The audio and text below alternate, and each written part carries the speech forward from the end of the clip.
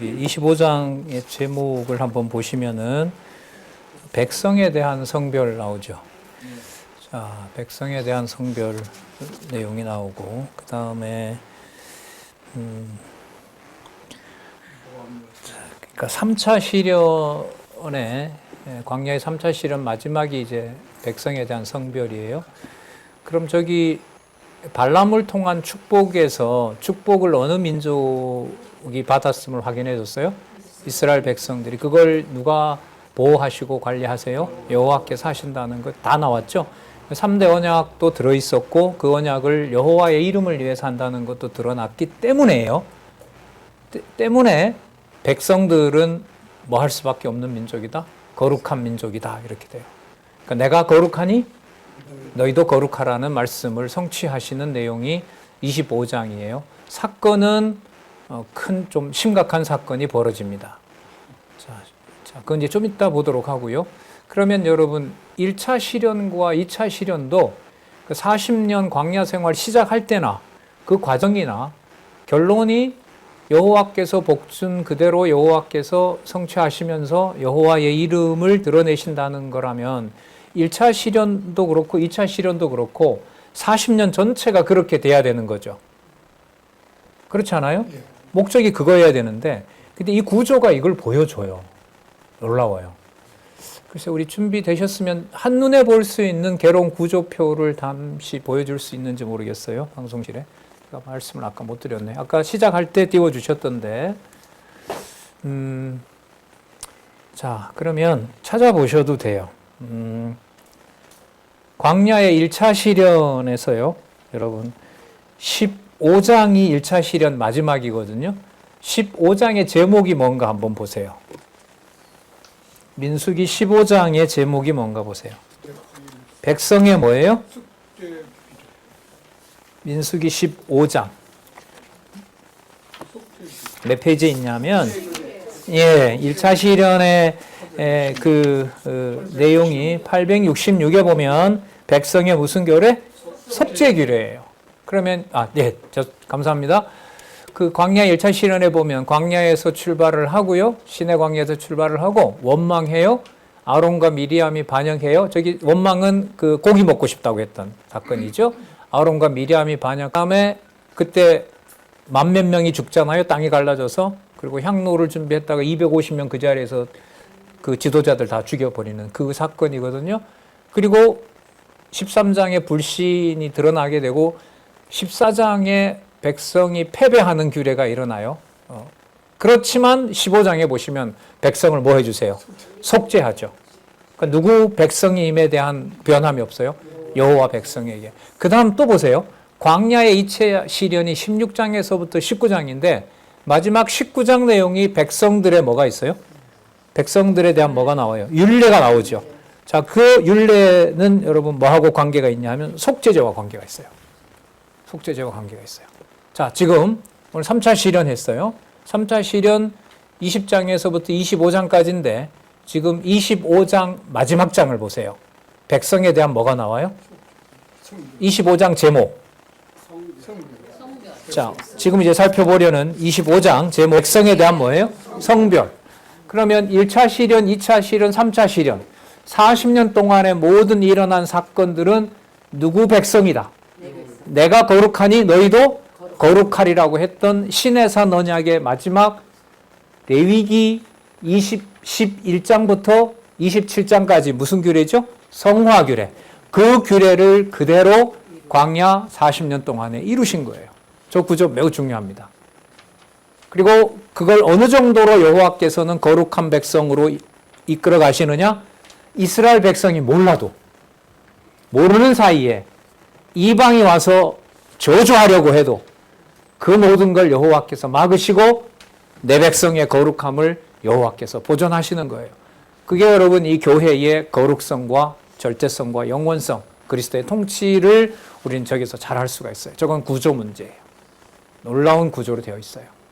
자, 그러면 26장에서부터 30장으로 갈 텐데 교체된 세대에게 교훈을 할 때 광야 40년 동안의 3차에 걸친 시련이 여호와의 이름으로 자기 백성을 거룩하게 한 일이라면 26장에서 30장에 세대된 교체에게 교훈하는 건 하나밖에 없어요. 누구 이름에 대한 확인? 여호와 이름에 대한 확인인 거예요. 그 여호와에 대한 이름을 확인을 마지막 30장에 가면 뭘 통해서 하시는가 잘 보세요. 30장 제목 보세요. 30장 제목. 민수기 30장 제목이 뭐예요? 서원과 서약. 그러면 뭘 서원하고, 그러니까 서원은요, 뭘 하겠다는 거예요. 이거는 뭘 하지 않겠다는 거예요. 그러니까 우상 섬기지 않겠습니다. 이게 서약이고요. 하나님만 섬기겠습니다. 여호와만 섬기겠습니다. 이게 서원이에요. 자, 그러면 서원과 서약은 광야 1차, 2차, 3차 시련에서 백성들을 거룩하게 한 결과 이스라엘 백성들에게 인구조사를 시켜서 확인하고 땅에 대한 분배 원칙도 알려주면서 내 백성인 걸 확인하고 그 다음에 모세를 세워서 마지막에 뭐 하도록 한다? 자기 백성임을 확인한다. 그 사이에 꼭 뭐가 들어가요? 제사규례가 들어가는 거죠. 그래서 여기서 출애굽기 19장에서부터 레위기까지 약속했던 모든 내용들이 민수기 40장에서 그대로 민수기 1장에서부터 30장에서 다 성취되는 거예요. 이게 자손 언약 성취 섭리에서 여호와의 이름을 목적으로 여호와를 계시한 사건으로 구조가 되어 있어요. 자, 그러면 우리 백성에 대한 성별을 보도록 할게요. 이걸 무엇으로 보여주냐 하면 백성이 모압 여자와 음행하는 사건에서 여호와께서 진노하시는 일들이 진노하신 사건으로 이걸 보여주세요. 예. 모압 여자가 누구냐 하면은요, 아까 발락 왕의 후예들인 거예요. 그러니까 지금 이 설명을 좀 하면 이렇게 연결을 시켜 놓더라고요. 발락 왕이 이스라엘 백성들을 저주했어요. 저주하는데 실패했어요. 실패했죠. 그 다음에 쓴 방법이 뭐냐 하면 여기 지금 나오니까요. 모압 여자들과 이스라엘 남자들을 초청하는 거였어요. 그리고 여호와로부터 떠나서 이방 신과 이방 여자들과 탐욕하는 음욕을 행하도록 하는 백성을 유혹한 거죠. 그 사건이 이제 25장 1절에 나오는 거예요. 모압 여자들과 음행하기를 시작하니라. 자, 그 여자들이 그 신들에게 제사할 때에 백성들을 청합니다. 남자들을 청하겠죠? 그리고 백성이 먹고 그들의 신에게 절도 합니다. 얼마나 기뻤겠어요, 발락이. 이제 드디어 넘어왔다. 아까 발람이 하지도 못했던 이 민족을 내가 이제 더럽게 할 수 있다. 그렇게 해서 자기네들이 섬기는 바알보호를 섬기면 자기네들의 종이 될 수 있는 거 아니에요. 그리고 자기네들도 치지 않을 거 아니에요. 자, 신들에게 절함으로 3절에 여호와께서 막으시죠. 이스라엘이 바알부올에게 부속된지라. 여호와께서 이스라엘에게 노하시니 여호와께서 모세에게 이르시되 백성의 두령을 잡아 태양을 향하여 여호와 앞에 목매어 달라. 이게 지금 백성을 성별시키는 방법입니다. 그리하면 왜냐하면 여호와의 진노가 그렇게 하게 되면 여호와의 진노가 이스라엘을 떠나리라. 그리고 진노로부터 벗어나려면 두령들을 잡아서 목매어 달라고 얘기를 합니다. 모세가 이스라엘 사사들에게 이르되 재판관들이죠. 여기 사사라는 명칭으로 번역을 했는데 어떤 지도자들을 말하는 겁니다. 재판을 담당하는 사사들에게 이르되 너희는 각기 관할하는 자 중에 바알부올에 속한 자를 부속한 사람들을 죽이라 하니라. 자, 이때 버젓이 이걸 하는 한 두령이 등장합니다. 자, 이스라엘 자손의 온 회중이 아까 두령들을 잡아 목을 매다는 걸 보고 백성들이 두렵기도 하고 회개하기도 하고 했은지 울고 있을 때 이스라엘 자손 한 사람이 모세와 회중의 목전에서 미디안 여인을 데리고 자기의 중으로 옵니다. 자기의 진으로 오는 거예요. 제사장 아론의 손자였던 엘르아살 비느하스가 그 장막에 들어가서 8절에 보면 막대기로 창으로 이스라엘 남자와 여자의 배를 꿰뚫어서 두 사람을 다 죽여버립니다. 자, 그리고 9절에 그 연병으로 죽은 자가 24,000명이었더라. 전체로 보면 세대 교체를 위해서는 죽어야 될 자가 죽어야죠. 그리고 이 일이 단지 죽는 것이 아니라 지금 여기에서는 무엇을 하는 방법으로써요? 성별하는. 그죠? 성별하는 방법으로 쓰면서 여호와의 백성, 축복받은 백성임을 확인해 주는 무서운 사건입니다. 자, 10절에서부터 13절에 보면 그 위에 보면 설명을 하고 있죠. 민수기 14장 29절. 너희 시체가 이 광야에서 엎드러질 것이라. 이제 세대 교체를 하시겠다고 했던 그 약속을 지금 이루시는 것이기도 하고요. 다 자손 언약과 연관이 됩니다. 음행자를 죽인 비느하스 후손에게 평화의 언약을 주십니다. 처참하게 심판을 한 바로 이 비느하스에 대해서 11절 제사장 아론의 손자 엘르아살의 아들 비느하스가 나의 질투심으로 질투하여 이스라엘 자손 중에서 나의 노를 돌이켜 나의 질투심으로 그들을 진멸하지 않게 하였도다. 자기 여호와께서 진노하시는 것을 여호와를 대신해서 바로 하나님의 진노를 보여줬다. 그러므로 말하라. 내가 그에게 나의 무슨 언약? 평화의 언약. 이 샬롬이죠. 그러니까 이스라엘 백성들을 거룩한 백성 삼아서 나중에 아까 약속했던 대로 나라를 만들어 주시고 그 나라가 무슨 나라가 되도록? 평화의 나라, 샬롬. 그렇죠? 평화가 머무는 그것하고 연관을 시킬 수가 있겠죠. 그와 그 후에 영원한 제사장 직분의 언약이라. 그럼 반드시 이스라엘 백성들의 거룩함은 누구를 통해서? 제사장을 통해서 뭐가 확인이 된다? 평화가. 그 평화가 여러분 모든 제사는 뭐로 마친다고요? 여호와가 받으시는 것은 무슨 언약으로? 무슨 제사로? 화목제로. 그 화목제 가운데 하나가 여러분 나중에 나오는 바로 30장에 가면 나오는 바로 서원제예요. 그러니까 서원제, 감사제, 낙헌제 그게 전부 화목제의 내용들이거든요. 가장 풍부한 내용들이죠. 자, 그와 관련된 평화의 언약이라고 보시면 돼요. 13절. 그와 그 후손에게 영원한 제사장 직분의 언약이라. 그가 그 하나님을 위하여 뭐하여? 질투하여 열심을 내어서 이스라엘 자손을 뭐 했다? 이게 속죄인 거죠. 그 일을 여기서 보여준 겁니다. 그러니까 사건으로 보면 발람하고 연관이 되어 있고요.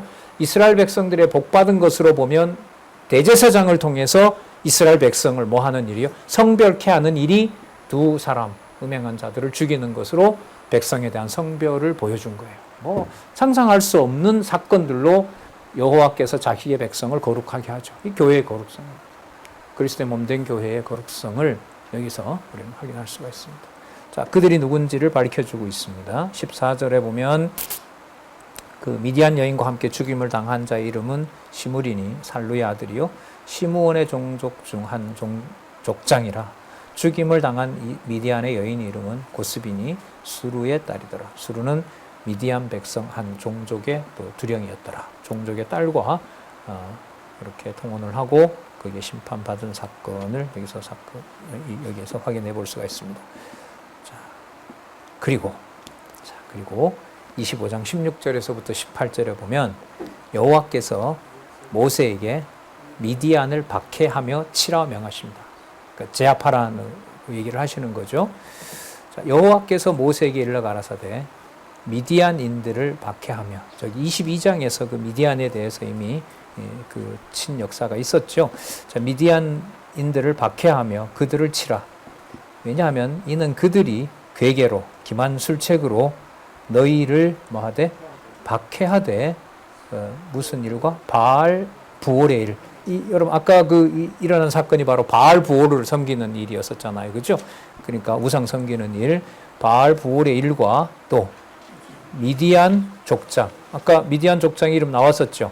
그러니까 음행으로 불결하게 했던 그 사건, 부올의 일과 미디안 족장의 딸, 곧 부올의 일로 연병이 일어난 일에 죽임을 당한 그들의 자매, 아까 누구였어요? 고스비 사건으로 너희를 뭐 하였기 때문에?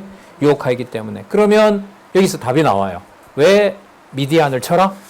누구 이름을 거룩하게 더럽히는 자들이기 때문에 여호와 이름. 그럼 제목이 저게 맞죠? 백성을 뭐 하려고 하는 내용이다? 성별케 하려는 내용이다. 사건은 이제 두 가지인 거예요. 아까 비느하스가 음행한 자들을 죽인 거. 그럼 두 번째 어디를 치는 거? 미디안을 쳐버리는 거. 그러니까 이 두 가지 사건의 목적이 바로 백성에 대한 성별이라는 겁니다. 그러니까 저 제목은요. 25장 같은 제목은 이게 제목을 달면은 밑에 나와 있는 본문의 내용이 너무 인상적이기 때문에 그 두 가지 두 가지 사건과 관련된 제목을 달기가 제가 볼 때 쉽지가 않아요. 전혀 다른 성질의 사건이기 때문에. 그러니까 이건 뭘 다 봐야 돼요? 적어도 20장에서부터 또 앞에 나타났던 발람과 발락 사건을 연결을 시켜야 돼요. 그래서 25장 제목 공부와 관련해서 말씀드리면 쉽게 붙일 수 있는 제목이 아니에요. 백성에 대한 성별 속에는 여러분 뭐와 뭐가 다 들어있죠? 백성 이름은 무슨 언약과 관계 있어요? 자손 언약과 관계 있잖아요. 맞죠? 그럼 성별을 알려면 성별을 어떻게 하시려고 한지 내용은 어디 있어요? 성별을 기록하고 있는 모든 내용들이 어디 있습니까? 신해산 언약에 있잖아요. 그러니까 저 성별 속에는 레위기 11장에서부터 27장까지는 물론이고요. 그걸 약속했던 출애굽기의 그 돌판 깬 다음에 다시 불러서 돌판 주시잖아요. 그리고 그게 시작된 거는 어디냐면 신해산 언약이잖아요. 그러니까 백성에 대한 저 성별 내용에는 백성과 관련된 자손 언약 전체의 내용이 들어가고요. 그리고 그게 발람을 통해서 이스라엘 백성을 축복하는 것하고도 연결이 돼야 되고요. 그럼 지금 비느하스가 잘한 것은 비느하스가 대제사장 노릇을 잘한 거거든요. 그럼 대제사장 노릇을 어떻게 해야 되는지, 임무가 무엇인지는 어디에 기록되어 있어요? 율법에 기록되어 있죠. 그 율법이 출애굽기 후반부에 두 번째 돌판을 줄 때 여호와께서 다 기록을 하라고 했던 내용이 들어있거든요. 그러니까 아론이 백성들하고 범죄할 때 시내산에서는 아론을 대제사장 삼으라고 하나님 말씀하셨거든요. 그러니까 저 성별 내용을 넓게 보면 어디냐면 출애굽기 19장부터 어디까지? 레위기까지. 그래서 백성에 대한 성별은 앞에 있는 시내산 언약 다 들어가고요. 지금 전체 주제인 백성은 뭐하고 관계돼요? 자손 언약 성취 섭리하고 관계가 돼요. 따라서 그 성경 개론의 제목의 특징은 3대 언약과 그 언약의 목적이 누구를 계시한다? 여호와를 계시한다는 그 점에다 두고 저 제목들을 달고 있는 거예요. 물론 이 제목은 다시 2019년에 여러분들 받으셨던 그 개론, 그 제목이 조금 또 달라져 있어요. 달라진 이유는 의미가 바뀐 게 아니고 제목을 달 때 누구 계시에 더 명확하도록 안내하는 걸까요? 여호와 계시에. 그래서 지금 목요일 날 했던 줌 강좌가 지난주 목요일에 다 마쳤어요. 구약 강좌가 127개인가 그렇고요. 신약은 76개인가 67개인가 그렇게 되어 있거든요. 강론집에 있는 이제 세 번째 단락. 거기서 어떤 권사님이 강론집의 제목하고 2019년의 성경 개론이 다른데 그것도 동시에 설명을 해야지 왜 그쪽만 했냐 그러는데 그러면 그야말로 너무 이제 혼란스럽고 전체 목적이 세 번째 단락에 나타난 역사적 사실의 성취, 신구약의 통일성 그였기 때문에 그렇게는 할 수는 없었어요. 그래서 제가 권사님이 앞으로 하시고 앞으로 같이 공부했던 분들이 해주시면 좋겠어요. 이렇게 이제 변명을 했는데 어쨌든 25장의 저 제목은 사건에 매몰되면 저 제목을 달기가 어렵다. 네. 자, 그런 부분들이 개론 구성에 많이 나옵니다. 자, 그래서 이 제목 백성에 대한 성별 내용으로 3차 시련의 교훈도 1차, 2차 시련처럼 백성을 거룩하게 한 내용이었고 그것은 신해산 언약을 그대로 40년 동안 성취해 준 것이다. 그러니까 복과 저주가 동시에 이루어지면서 여호와의 이름을 계시한 사건. 예, 이렇게 정리하면 분명하겠죠. 자, 그러면 26장에서부터 30장까지 교체된 세대니까 요 말로 보면은 무슨 언약과 관계돼요? 자손 언약을 그대로 반영을 하고요. 교훈은 아까 말씀드렸잖아요. 누구의 이름을 교훈하는? 여호와의 이름 교훈하는 거죠.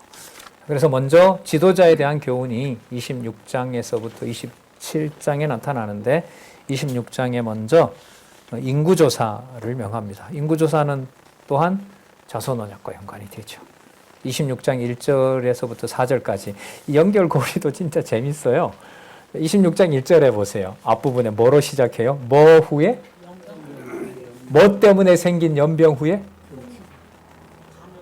뭐 때문에 생긴 연병 후에? 미디안 족속에게 유혹당해서 바알부올 신전에 가서 이방신을 섬겨서 받았던 재앙인 연병 후에.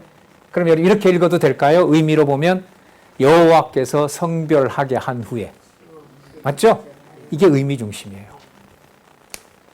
예, 이렇게 참 아는 척 할 때 되게 짜릿짜릿해요.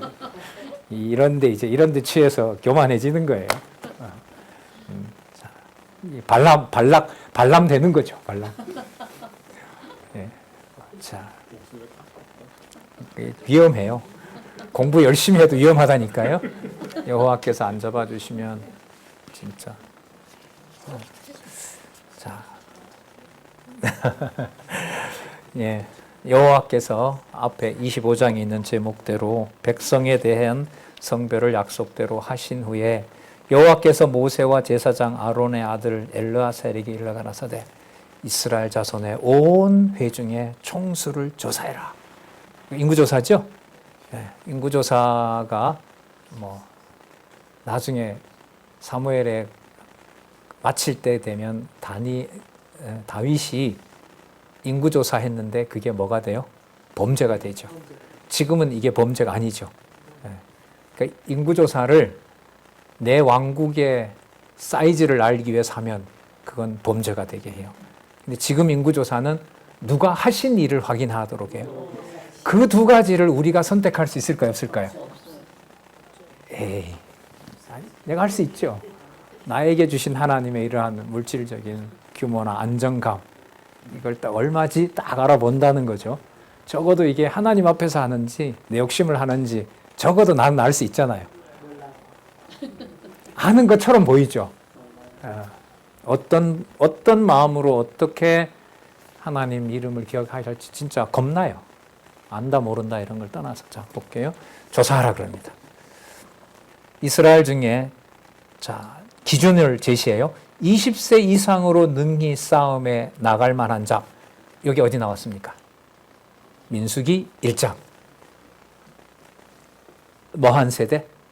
어떤 1세대예요? 애굽에서 나왔던 1세대 인구조사를 할 때 기준이 뭐였어요? 20세 이상으로 전쟁에 싸움에 나갈 만한 자. 그래서 그 광야 생활 준비해서 제일 먼저 하도록 하는 게 무엇을 정비해요? 대열 정비. 딱 맞잖아요. 이게 정확하잖아요. 대열을 정비했는데 무슨 일이 벌어졌어요? 1세대가 다 가고 새로 태어난 세대들을 1차, 2차, 3차 시련에 걸쳐서 뭘 해줬다고요? 성별시켜줘. 누가 원하는 누구 백성으로 만들었어요? 여호와가 원하는 여호와의 백성을 만들어 주신 거죠. 이스라엘 중에 무릇 20세 이상으로 능히 싸움에 나갈 만한 자를 계수하라 하시니 모세와 제사장 엘르아살이 자 보세요. 여리고 맞은편 요단 모압 평지에서 이게 장소 중요할까요? 안 할까요? 중요하죠. 어디로 넘어가는 연결고리? 아니 무슨 주제로 넘어가는? 딱 그렇죠. 땅 언약으로 넘어가는 주제. 자 여리고 맞은편 요단과 모압 평지에서 그들에게 고하여 가로되 여호와께서 애굽 땅에서 나온 모세와 이스라엘 자손에게 명하신 대로. 여러분 이 구문이 가장 많이 나오는 구문이에요. 민수기서에서 또 신명기서에서도 그렇고 여호와께서 애굽 땅에서 나온 모세와 이스라엘 자손에게 명하신 대로 이 구절요. 너희는 20세 이상 된 자를 계수하라. 그래서 장자 루벤부터 숫자를 파악하는데요. 7절에 보시면 루벤 가족들이라 계수함을 입은 자가 43,700. 자, 그리고 9절 볼게요. 엘리아합의 아들은 느무엘과 다단과 아비람이라.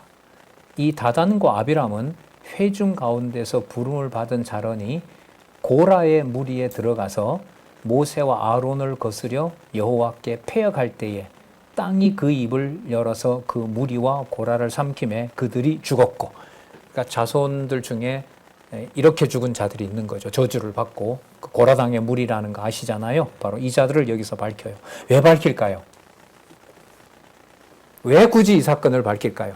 이 제목을 그 대답을 앞에 1차, 2차, 3차 시련까지 나왔던 제목을 배제하고 제목과 상관없이 지금 다단과 아비람이 죽은 사건이 설명이 될까요? 안 될까요?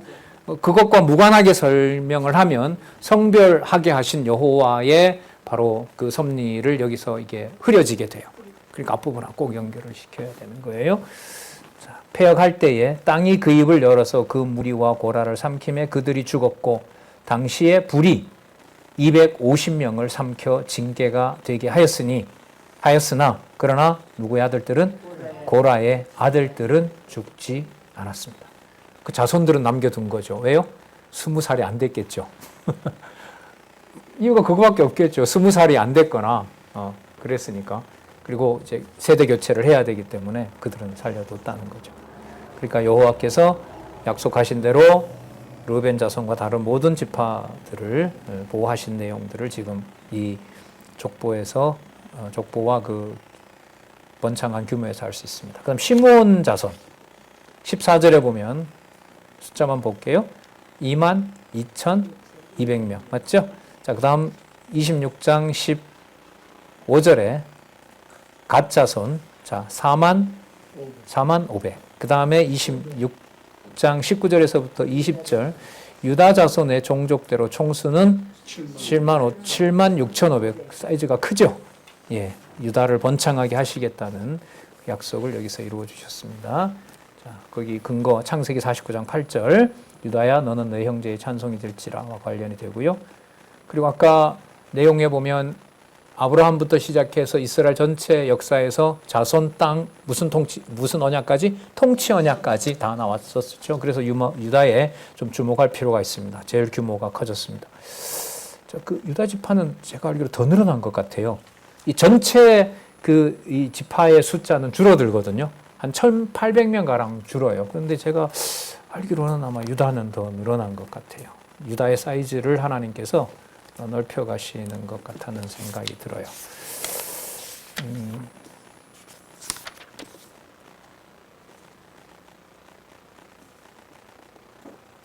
아니네, 거의 비슷하네요.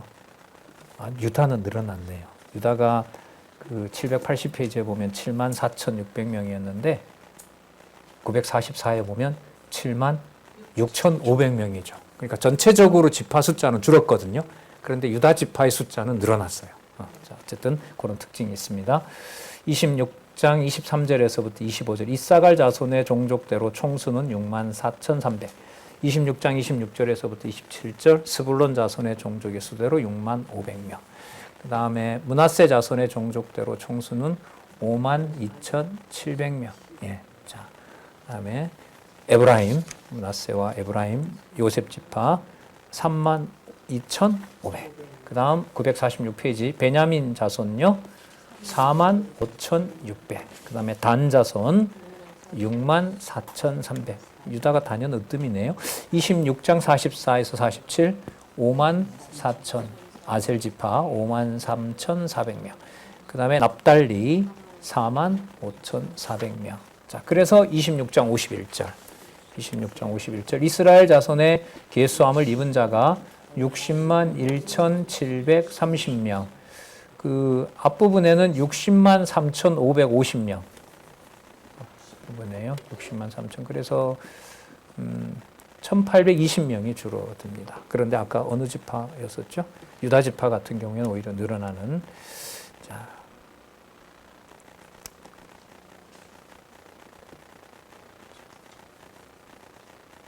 그 밑에서부터요, 그 단락 네 번째 줄에 교정을 좀 해야 될 것 같아요. 여기 보시면 하나, 둘, 셋, 넷, 다섯 번째 줄 400여 년 동안 그들의 자녀들이 자라서 20세 이상 계수된 자가 60만 3,550명이 된 것이다. 이게 이 숫자가 앞에 민수기 1장 46절의 숫자예요. 이 숫자가 60만 3,500명. 지금 여기서는 60만 1,730명 이렇게 교정을 해야 돼요. 이 숫자는 1장 46절의 숫자라는 거. 자, 그 다음 26장 52절에서부터 27장 11절 분배 원칙을 명합니다. 26장 52절에서부터 56절 계수대로 땅을 분배해 주어서 기업을 삼게 하라고 명하십니다. 자, 볼게요. 여호와께서 모세에게 일러 가라사대 이 계수대로 땅을 나눠 주어 기업을 삼게 하라. 수가 많은 자에게는 기업을 많이 줄 것이요 수가 적은 자에게는 기업을 적게 줄 것이니 그들의 계수함을 입은 수대로 각기 기업을 주되 오직 그 땅을 제비 뽑아 나누어 그들의 조상 지파의 이름을 따라 얻게 할지니라. 그 다소를 물론하고 그 기업을 제비 뽑아 나눌지니라. 그런데 아시는 것처럼 레위 지파에게는 분배합니까? 안 합니까? 땅을 주지 않지요? 예, 자 볼게요. 레위 자손의 계수를 입은 자는 기업이 없다고 얘기를 합니다. 자, 그런데 레위 지파를 계수할 때의 기준은요, 여기에 나와 있는데, 62절에 보시면은요, 레위인의 1개월 이상으로 계수합을 입은 모든 남자가 2만 3천 명이라. 예, 2만 3천 명이라. 예. 자, 앞부분부터 좀 읽어볼게요. 여기에 이제 레위 지파에서 아론과 모세가 나오는데, 자, 종족을 한번 확인하도록 하겠습니다. 57절, 레위인의 계수함을 입은 자는 그 종족대로 이러하니 게르손에게서 난 게르손 가족, 그 다음에 고핫 가족, 그 다음 무라리 가족. 그리고 58절, 레위 종족들이 이러하니 림나 가족, 림나는 게르손 계열이에요. 헤브론, 말리, 무시, 여기 보면 고라가 나오죠. 그죠? 고라당 반역 아시죠? 자, 고핫은 아브람을 낳았고 아므람의 처의 이름은 요게벳이라. 레위의 딸이요. 요게벳이 누구의 딸이에요? 레위의 딸인 거예요. 애굽에서 레위에게서 난 자라. 그가 아므람에게서 아론과 모세와 그 누이 미리암을 낳았더라. 그럼 아론과 모세와 미리암은 누구의 손주가 되죠? 레위의 딸 요게벳의 자녀들이니까, 그죠? 외할아버지가 되나요? 자, 그리고 이 요게벳하고 아므람하고 관계가 되는데, 아므람은 레위의 뭐가 되냐면 이 족보로 보면 손자가 돼요. 그러니까 아브람은 누구랑 결혼을 한 거냐면 고모랑 한 거예요. 이 족보로 보면. 그러니까, 모세 같은 경우에는 레위의 손자가 돼요. 증손자가 돼요. 그런데 요게벳으로 보면 요게벳의 아들이 모세이기 때문에 레위의 손자가 되는 거예요. 그래서 아마 이런 관계도 여기서 나타납니다. 자, 62절. 레위인의 1개월 이상으로 계수함을 입은 모든 남자가 2만 3천 명이었더라. 그들은 이스라엘 자손 중 계수에 들지 아니하였으니. 숫자는 있으나 뭐는 할 수 없어요? 땅 분배받는 숫자와는 무관해요. 예. 자, 계수에 들지 아니하였으니 이는 이스라엘 자손 중에서 그들에게 준 기업이 없기 때문에 그렇습니다. 자, 그 다음에 26장 63절에서부터 65절 여호와의 말씀대로 갈렙과 여호수아만 남고 다 죽습니다. 이는 모세와 제사장 엘르아살이 계수한 수라. 그들이 여리고 맞은편 요단과 모압 평지에서 이스라엘 자손을 계수한 자 중에는 모세와 제사장 아론이 시내 광야에서 계수한 이스라엘 자손은 한 사람도 들지 못하였으니 이는 여호와께서 그들에게 대하여 말씀하시기를 그들이 반드시 광야에서 죽으리라 하셨습니다. 세대교체 완전 이루어졌고 아까 3차 시련에서 모든 내용들이 뭘로 결론이 난다고요? 이 백성 내 백성이다라는 것을 거룩하게 바꿔놓으신 거. 자, 그 내용이 중요하죠. 그러므로 여분네의 아들 갈렙과 눈의 아들 여호수아에는 한 사람도 남지 아니하였더라. 자, 그리고 27장에 딸인 경우에 어떻게 되느냐? 아들 후손이 없는 바로 슬로보앗의 5 딸들에 대해서 이 5 딸들이 모세에게 항의를 합니다. 그 딸들이 나와서 3절에 27장 3절에 우리 아버지가 광야에서 죽었으나 여호와를 거스려 모인 보라의 무리에 들지 아니하고, 예. 그다음 자기 죄에 죽었고 그냥 돌아가셨고 아들이 없나이다. 어찌하여 아들이 없다고 우리 아버지의 이름이 그 가족 중에서 삭제되리이까? 우리 아버지의 형제 중에서 우리에게 기업을 주소서 하매 모세가 그 사연을 여호와께 품하였더라. 가져가서 여쭤본 거죠. 자, 이 딸들에게 분배하는 내용은요, 나중에 36장에 가서 이루어집니다. 36장에 가서 요단 동편 땅 분배할 때 바로 이 사람들이 누구의 조상이 누구죠? 27장 1절에 보면 요셉의 아들 누구예요? 므낫세죠. 그 요단 동편 땅이 어떻게 분배되죠? 르우벤과 갓과 므낫세 반지파에게 주어지는데 그때 슬로보아 딸들에게 그때 분배가 돼요. 36장에 가면 나옵니다. 자, 그대로 성취된다는 거요. 그 다음에 자녀와 형제가 없을 때의 기업의 분배 원칙을 명합니다. 가까운 친족에게 주라고 하는 내용들을 여기서 약속을 하죠. 그래서 나중에 여러분 다윗의 증조부가 누구냐 하면 보아스 있죠? 루세 남편 그 보아스와 관련된 준비를 여기서 하고 있다고 설명을 하고 있습니다. 이 주석에 보면 그렇게 설명을 하고 있어요. 6절 여호와께서 모세에게 일러 가라사대 슬로보앗의 딸들의 말이 옳으니 너는 반드시 그들의 아비의 형제 중에서 그들에게 기업을 주어 얻게 하되 그 아비의 기업으로 그들에게 돌릴지니라. 8절에 너는 이스라엘 자손에게 고하여 이르기를 사람이 죽고 아들이 없거든 그 기업을 누구에게도 딸들에게도 뭐 그렇게 해서 이제 모계 중심이 됐는지는 모르겠습니다만은 어쨌든 모계에도 여호와의 기업을 허락하셨다는 거죠. 딸도 없거든 그 기업을 형제에게 주고 형제가 없거든 그 아비의 형제에게 주고 아비의 형제도 없거든 그 기업을 가장 가까운 친족에게 주어 얻게 할지니라 하고 나 여호와가 너 모세에게 명한 대로 이 꿈은 계속 반복이 돼요. 나 여호와가 모세에게 명한 대로 이스라엘 자손에게 판결의 율례가 되게 할지니라. 자, 그리고 모세 후계자를 세우는 내용이 27장 12절에서부터 23절까지 먼저 볼게요.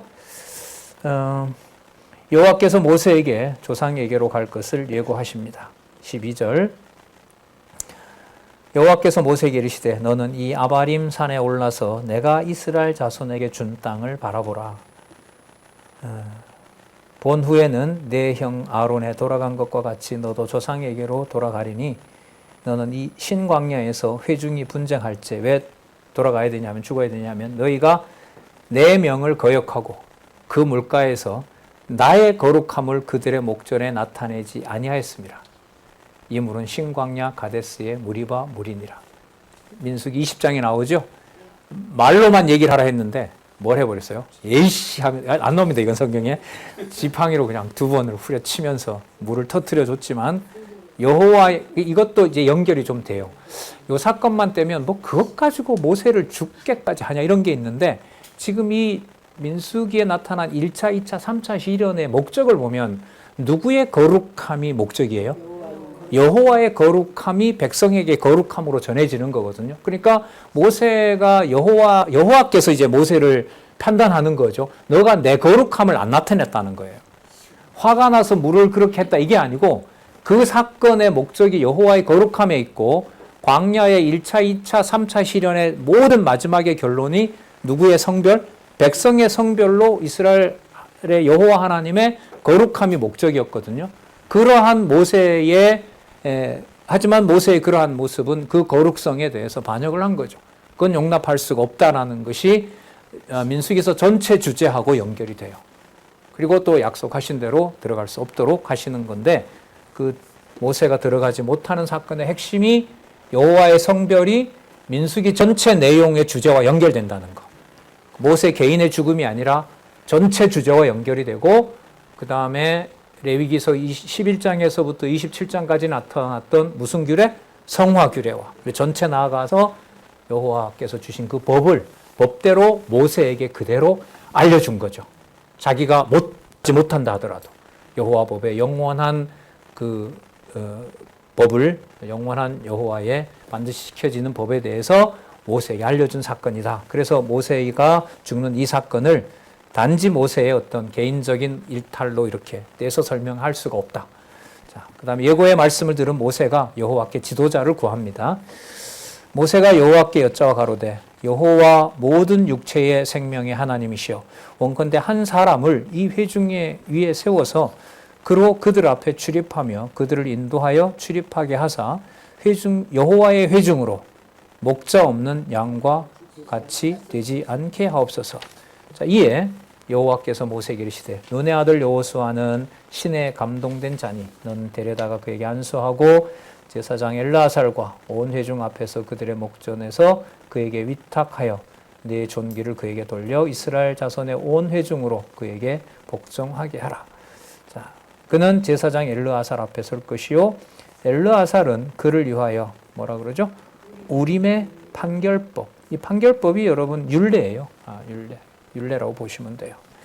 자, 그럼 우림이라는 말은 여기에 이제 보면 설명을 해놓았죠. 우림이라는 거.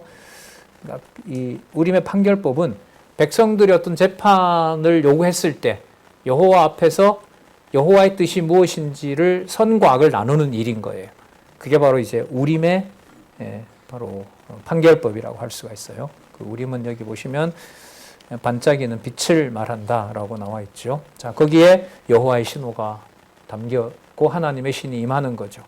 모세에게 임했던 것처럼 여호수아에게도 바로 여호와 앞에서 선과 악이 무엇인지를 여호수아에게 보여주겠다는 말씀이 바로 이 후계자를 세우는 여호수아에게 약속된 바입니다.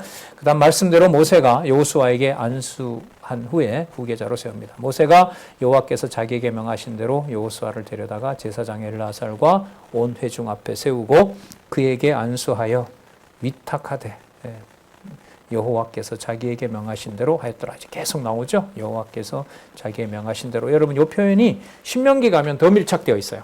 신명기 가서 신명기는 뭘 하는 거냐면 가나안 땅에 들어가기 전에 어디를 회고해요? 지난 40년을 계속 회고하는 거잖아요. 그리고 그 법이 민수기서에처럼 다 성취됐다는 걸 보여주는 거거든요. 그래서 요단 동편 땅 분배한 후에 요단 서편 땅 건너가기 전에 뭐가 있어요? 호렙산 언약 제격이 있죠. 그럼 그것하고 민수기서 내용하고 아주 이게 뗄래야 뗄 수가 없는 거예요. 그러니까 땅 언약 성취 섭리든 자손 언약 성취 섭리든 땅 언약 성취 섭리든 바로 신의 산에서 준 그 법을 여호와께서 보여주시면서 우림의 아까 판결법이라고 했죠. 우림의 판결법. 그러니까 누구 중심의 선악 판단, 여호와 중심의 선의 판단을 하게 하시는 거죠. 이걸 그리스도의 몸된 교회가 하는 거예요. 세상에 속한 세상에 속한 우리에게 하나님의 기준의 선과 악이 무엇인지는 실체로 오신 우림의 판결법, 성령께서 우리에게 내재하시면서 깨닫게 하시는 하나님의 말씀으로 인해서 하나님이 좋아하시는 선과 하나님이 싫어하는 악을 깨닫게 하신다는 오래전 약속을 우리가 지금 확인하고 있습니다. 958페이지에 보시면 신약의 근거를 설명을 하고 있습니다. 자, 이러한 내용들은 앞으로 신약에서 이렇게 이루어지기 때문에 그렇습니다라고 저자가 설명합니다. 958페이지 위에서부터 하나, 둘, 셋, 넷, 다섯 번째 줄. 이러한 섭리는 이스라엘 지도자를 세우시는 것은 이러한 섭리는 후일에 예수 그리스도께서 십자가에 죽으시고 부활하여 승천하신 후에 지상교회로 하여금 자, 누굴 보내시죠? 보혜사 성령을 보내시죠? 그래서 승천하신 후에 지상교회로 하여금 그 다음 볼게요. 선한 싸움을 싸워. 그럼 선한 싸움이 되려면은 뭐와 뭐를 구분할 수 있어야 돼요? 예, 선과 악을 알게 되는 거죠. 그럼 우리 아까 발람과 발락 사건에서 선과 악을 택한 백성이 뭔가 잘 분별해서 해요? 아니면 선과 악이 무엇인지를 여호와가 보여주세요.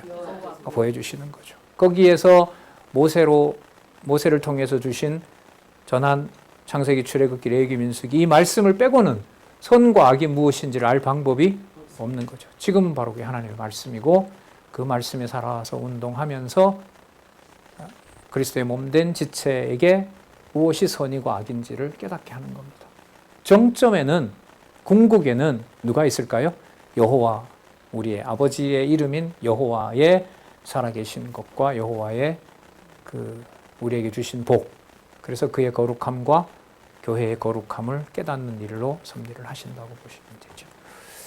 자, 조금 더 볼까요?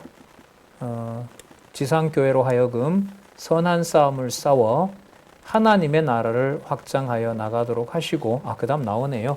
진리의 보혜사 성령을 보내어 주실 것에 대한 예표로서의 모형과 그림자다.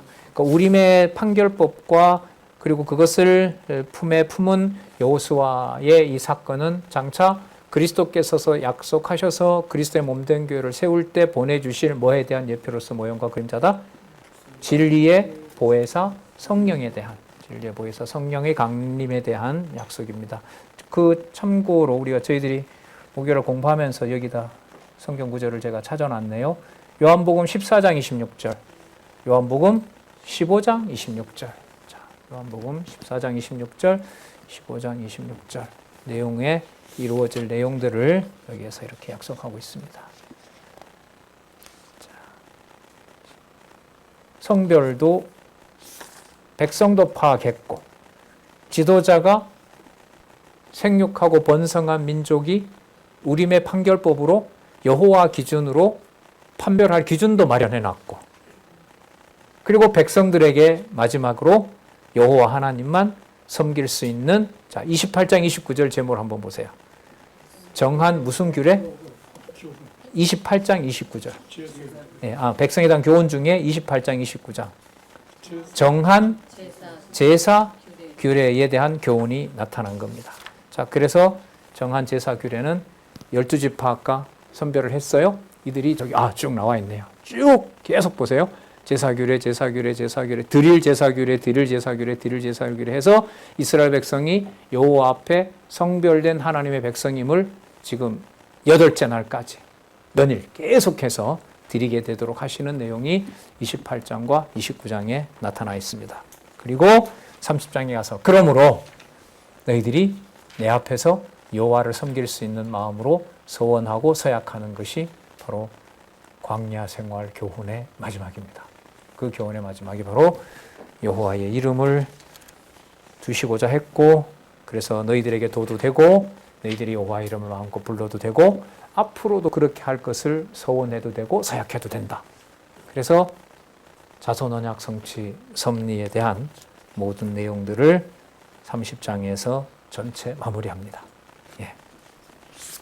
자, 28장부터 우리 다음 시간에 살펴보도록 그렇게 하겠습니다. 그리고 그 다음에는 2장 자손 언약 성취 섭리를 그래도 한번 복습을 하고 땅 언약으로 가는 게 좋을 것 같아요. 자, 그런 순서로 보도록 하겠습니다. 그래서 창세기 37장부터 기왕 예습과 복습을 하시면은 공부하시는데 우리 같이 도움이 될 것 같아요. 기도하겠습니다. 하나님 아버지 감사합니다. 귀하신 말씀, 너무나 놀라우신 이 말씀을 깨닫게 해주시고 모세를 통해서 신의 산에서 보여주신 대로 또 깨닫게 하신 대로 또 그 신의 여호와의 신이 감동하도록 하셔서 백성들의 반역 앞에서도 오직 여호와 하나님을 깨닫게 해주시고 반역한 백성들을 하나님의 주권적인 무서운 섭리로 그들을 세대 교체시키면서도 여호와의 이름만큼은 그들에게 늘 항상 깨닫게 해주시는 하나님의 무한하신 긍휼과 사랑을 이 시간에 다시 한번 확인했습니다. 간절히 원하옵나니 이렇게 선명한 성경 신학을 우리에게 주셨사오니 혼자 있을 때에나 전할 때에나 어떤 상황에서라도 여호와 하나님의 거룩함과 그리스도의 몸된 교회의 거룩함을 우리 마음에 간직할 수 있도록 여기로부터 멀어지지 않도록 우리를 보호하여 주시옵소서. 예수님의 이름으로 기도드렸습니다. 아멘.